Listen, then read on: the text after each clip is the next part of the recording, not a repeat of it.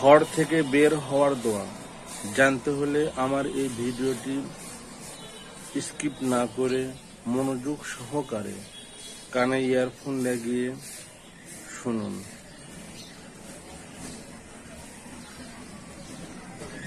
বিসমিল্লাহি তাওয়াক্কালতু আলাল্লাহি লা হাওলা ওয়ালা কুওয়াতা ইল্লা বিল্লাহ।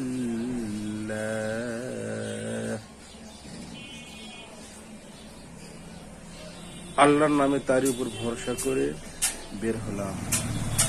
আল্লাহর অনুগ্রহ ব্যতীত প্রকৃত পক্ষে কোনো শক্তি সামর্থ্য নেই অসৎ কাজ থেকে বাঁচার এবং সৎ কাজ করার।